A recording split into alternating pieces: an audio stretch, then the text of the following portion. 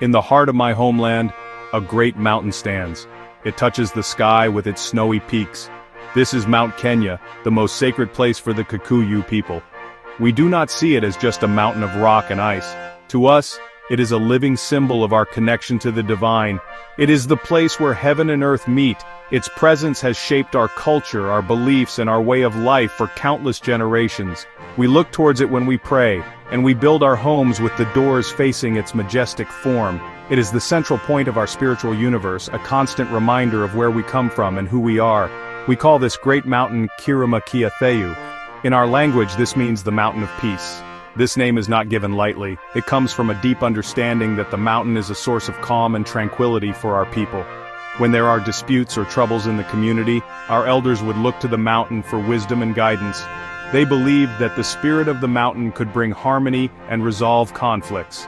The peace it offers is not just the absence of noise, but a profound spiritual stillness that settles in the heart of those who respect its sanctity.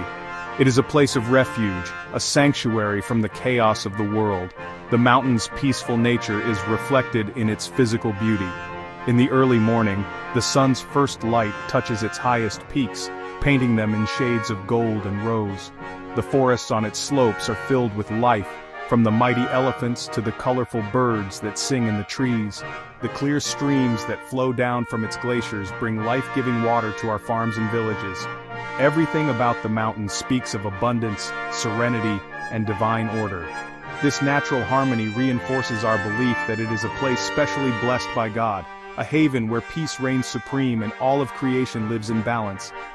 For the Kikuyu, Mount Kenya is more than a landmark. It is an anchor for our identity. It is the visible evidence of our Creator's presence among us. When we were young, our parents would point to the mountain and tell us, "That is the home of Ngai." This teaching was the foundation of our spiritual education. It taught us to have reverence for nature and to see the divine in the world around us. The mountain is a silent teacher, instructing us in the ways of peace, respect, and community. Its enduring presence gives us strength and reminds us that we are never truly alone, for our God dwells nearby on the mountain of peace. Our people have always known that God, whom we call Ngai, is the creator of all things. Ngai is a powerful and distant spirit, but he chose to have a special dwelling place on earth so that he could be close to his creation. After he made the world, with its rivers, plains, and animals, he looked for a place to rest. He saw the magnificent mountain rising from the plains of East Africa, and was pleased by its beauty and grandeur. He decided that this mountain would be his throne on earth. From its high peaks he could look down upon all the lands he had created and watch over the people he would soon bring into being. This belief is central to our spiritual life. We understand that while Ngai is everywhere, his presence is most concentrated on Mount Kenya. This makes the mountain a place of immense power and sanctity. It is not a place to be treated lightly or disrespected. It is the official residence of the Almighty, a holy ground where the divine and mortal worlds intersect. When we offer sacrifices or say our prayers, we face the mountain, directing our words to Ngai in his chosen home. This act of facing Kirima Kia Thayu is a sign of our respect and a way of focusing our spiritual energy towards the source of all life and blessings. The name we give to God, Ngai, is often linked to the mountain. The Maasai people, our neighbors, also call the mountain Oldonyo Keri, which means mountain of brightness. This brightness is seen not just in the glistening snow on its peaks, but also in its spiritual radiance. The mountain shines with the glory of Ngai. It is a beacon of divine light in our world. This is why our prophets and seers would often go to the slopes of the mountain to seek wisdom and communion with God. They knew that on this holy ground, the veil between the worlds was thin, and the voice of Ngai could be heard more clearly. Therefore, the mountain is not just a geological feature, it is a cathedral built by God himself. Its forests are the sacred groves, its peaks are the altars, and the clouds that surround it are the veils of the holy temple. Every part of the mountain is sacred because it is part of Ngai's earthly throne.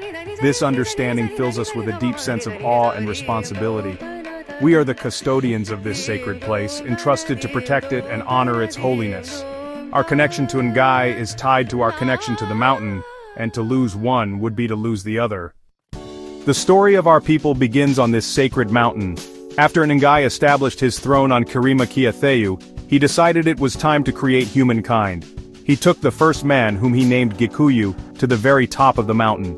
From that high vantage point, Ngai showed Kikuyu all the beautiful land that stretched out below. He pointed to the rich forests, the flowing rivers, and the fertile plains. He told Kikuyu that all this land, with its center at the foot of the mountain in a place called Mukurwe wa Niagatanga, was his to inherit. It was a gift, a place for him and his descendants to live and prosper. Ngai knew that Kikuyu should not be alone. So he provided him with a wife, a woman named Mumbi. Mumbi was a figure of great strength and wisdom, the mother of our entire nation. Together, Kikuyu and Mumbi became the ancestors of all Kikuyu people. Ngai instructed them to descend from the mountain and establish their home in the designated land. He promised to watch over them from his throne on the mountain and to provide for them whenever they were in need. He told them that whenever they faced hardship, they should make a sacrifice and raise their hands towards the mountain, and he would hear their prayers and come to their aid. Kikuyu and Mumbi had 9 daughters who later became the founders of the 9 main clans of the Kikuyu tribe. We still trace our lineage back to these 9 matriarchs: Wanjiru, Wambui, Wanjeri, Wanjiku, Nyambura, Wairimu, Waithira, Wagachiku, and Wangari. This part of our history shows the deep respect we have for women in our society, as our very identity is passed down through these founding mothers. The story of their origin, directly linked to the mountain and the will of Ngai, solidifies the mountain's role as the birthplace of our people. We are, in essence, the children of the mountain. This creation story is the foundation of our claim to the land and our spiritual identity. It is not just a myth but a historical and spiritual charter given to us by God Himself. The mountain is our witness. It stands as a permanent testament to the covenant Ngai made with Kikuyu. Every time we look at Kirima Kia Thayu, we are reminded of our divine origin and the sacred trust we hold. We are bound to this land and this mountain by a promise made at the dawn of our existence, a promise that continues to define who we are as a people today. A new theory. In recent times, a fascinating and powerful idea has emerged among some scholars and spiritual thinkers, both from within our community and from outside. This idea suggests that our sacred Kirima Kia Thayu may be the same mountain that is called Mount Zion in the Holy Scriptures of the Bible. This is a bold claim, one that challenges long-held geographical and historical assumptions. Proponents of this theory point to descriptions in the Bible that they believe match Mount Kenya more closely than the hill in Jerusalem that is traditionally identified as Zion. They speak of a mountain of God located in the uttermost north or in the sides of the north, which, from an ancient Israelite perspective, could point towards Africa. This theory connects our people to a global spiritual history in a profound new way. It suggests that the God of the Kikuyu, Ngai, and the God of the Bible are one and the same. It also implies that the Kikuyu people may be part of the lost tribes of Israel, who migrated south and carried their sacred traditions with them. The similarities in our customs, such as our practices of sacrifice, our council of elders, and our belief in one supreme creator God, are presented as evidence of this ancient connection. The idea that our holy mountain is the true Mount Zion reframes our identity, placing us at the very center of a sacred narrative that spans continents and millennia. Those who support this belief examine biblical texts with a fresh perspective. They look at passages that describe Mount Zion as a place of great height, covered in snow, and as the source of life-giving rivers, characteristics that perfectly describe Mount Kenya.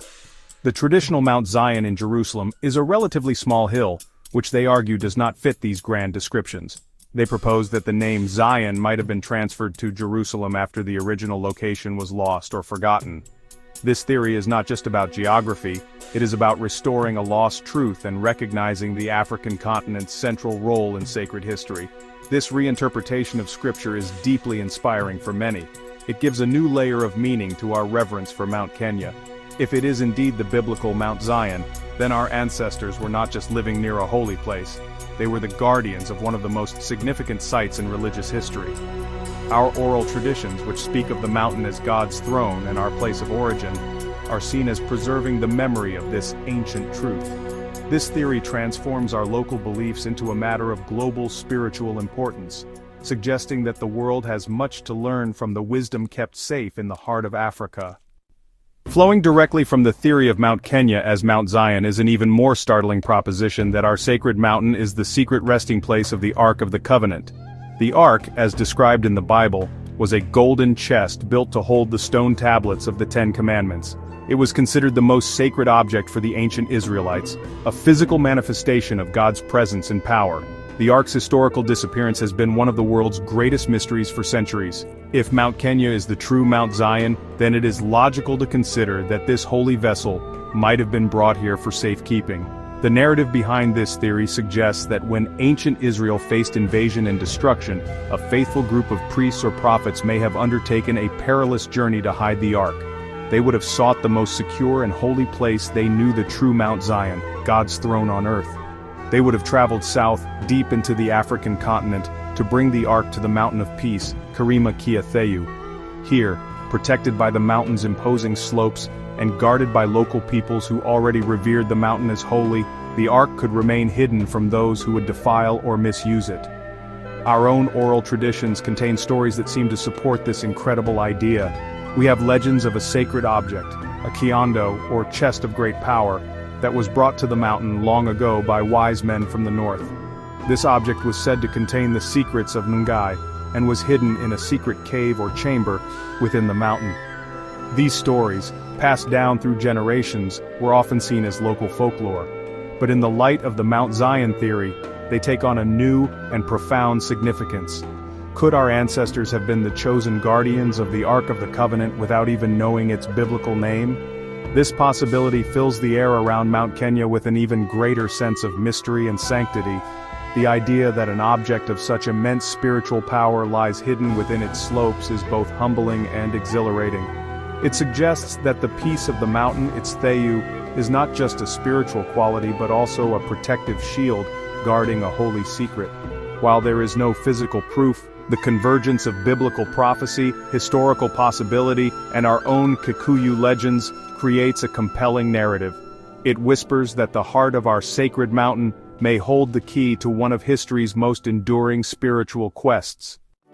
The sacredness of Mount Kenya is not just a matter of ancient stories or modern theories. It is a living reality, confirmed through signs, dreams, and visions. Throughout our history, our most respected spiritual leaders, the seers and prophets known as Arathi, have had profound experiences connected to the mountain. These individuals are gifted with the ability to see beyond the physical world and communicate with the spiritual realm. They would often retreat to the quiet slopes of Kirima Kia Thayu to fast and pray, seeking guidance from Ngai for the community. It was in these moments of deep spiritual communion that the mountain would reveal its secrets. These visions often came in powerful forms. A seer might witness a great light emanating from the peak of the mountain, which was understood as a direct sign of Ngai's presence and pleasure. They might hear a voice in the wind that carried messages of warning or promise. Sometimes the visions were more symbolic, showing future events or revealing the source of a problem within the tribe. These messages were brought back to the Council of Elders and were taken with utmost seriousness. The ability of the mountain to communicate directly with our seers confirmed its status as a place of divine revelation, an oracle for our people. Many of these visions have been linked to the idea of the mountain as a place of refuge and spiritual power, themes that resonate with the Ark theories. There are accounts of seers who spoke of a hidden chamber of light deep within the mountain, a place of immense holiness that was not to be disturbed. Other visions describe foreign people coming to the mountain, some with good intentions and others with bad, all drawn by the power that resides there. These prophecies have been interpreted by some as foretelling the current interest in the mountain and the secret it may hold, suggesting that the time for its revelation may be drawing near. These spiritual experiences are a vital part of the mountain's mystique. They are not just tales from the past.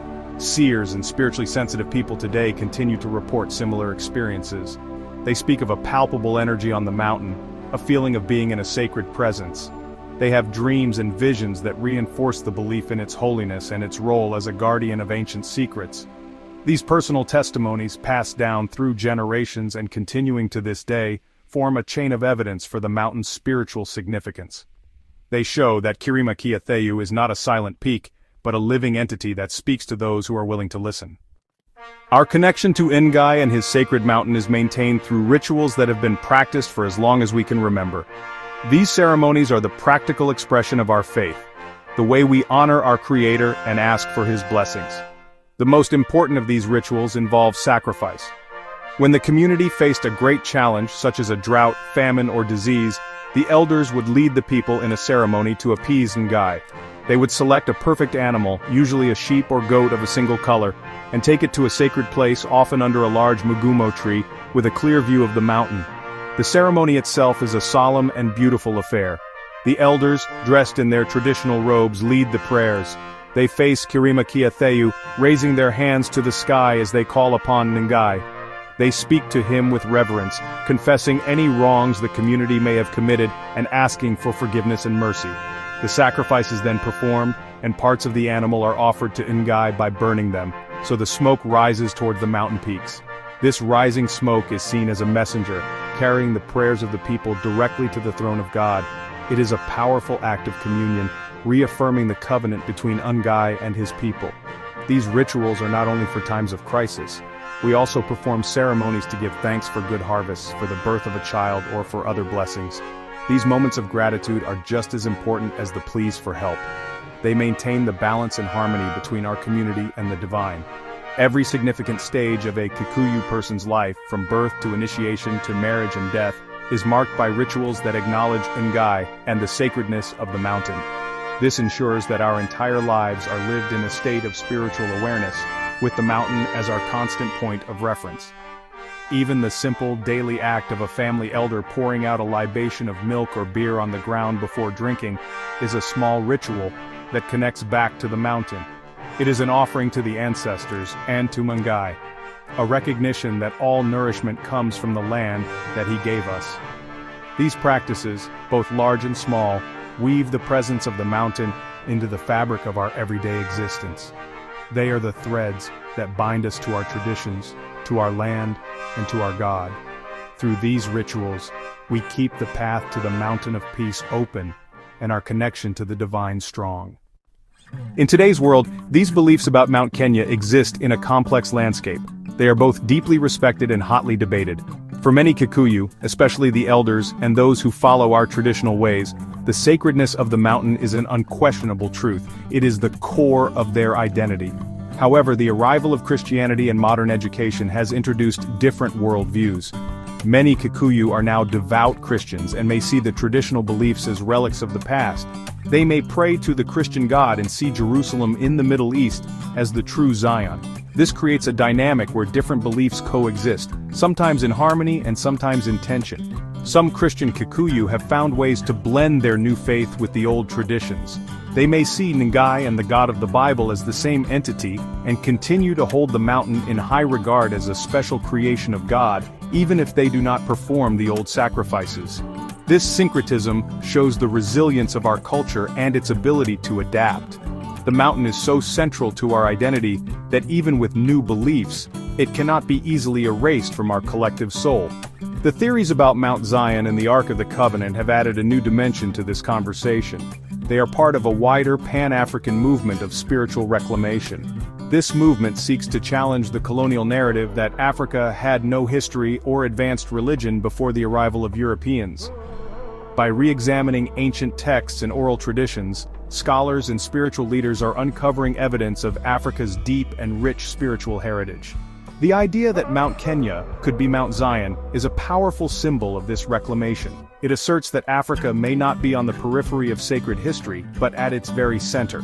Of course, these theories are controversial. Mainstream historians, archaeologists, and theologians often dismiss them for lack of concrete scientific proof. They view them as fascinating, but speculative. Yet for those who believe, the proof lies not in archaeological digs, but in the convergence of prophecy, oral history, and spiritual experience. The debate itself is important, as it encourages us to question accepted histories and to look at our own traditions with new eyes. It sparks a conversation about identity, faith, and the meaning of sacred places in the modern world, ensuring that the spirit of Kirima Kia Thayu remains a vibrant topic of discussion. In the end, whether the theories about the Ark of the Covenant are ever proven true does not diminish the profound significance of Mount Kenya. The truth of a sacred place is not ultimately measured by historical artifacts or scientific validation. Its real power lies in the hearts and minds of the people who hold it sacred. For centuries, Kirima Kia Thayu has served as the spiritual anchor for the Kikuyu people. It has been our source of peace, our place of origin, and the visible throne of our God. This relationship has shaped our culture, guided our communities, and given us a unique and enduring identity. The mountain stands as a powerful symbol of permanence in a changing world. While empires rise and fall and beliefs evolve, the mountain remains. Its snow-capped peaks continue to greet the morning sun, and its forests continue to shelter abundant life. This constancy provides a sense of security and continuity. It reminds us that we are part of something much larger and older than ourselves. It is a connection to our ancestors, who looked upon this same mountain with the same reverence, and a promise to our descendants who will inherit this sacred legacy. The mountain is a timeless teacher of endurance and strength. The story of Mount Kenya is a beautiful testament to the human need for a connection to the divine and to the natural world. It shows how a physical landscape can become a spiritual landscape, rich with meaning, story, and power. The beliefs surrounding it, from the creation story of Kikuyu and Mumbi, to the modern theories of Mount Zion, are all ways of expressing a deep intuitive truth that this place is special. It is a place where the veil between worlds is thin, where one can feel closer to the source of creation. This spiritual magnetism is what draws people to it, whether they are Kikuyu elders, Christian pilgrims, or international seekers. Therefore, we must continue to honor and protect this great mountain of peace. It is a treasure not just for the Kikuyu people, but for all of humanity. Its slopes are a haven for biodiversity, and its spiritual presence is a wellspring of peace and inspiration. Whether it holds the lost ark or simply holds the heart of a people, its value is immeasurable. Kirima Kia Thayu stands as a majestic and silent witness to the enduring power of faith, the beauty of creation, and the unbreakable bond between a people, their land, and their God.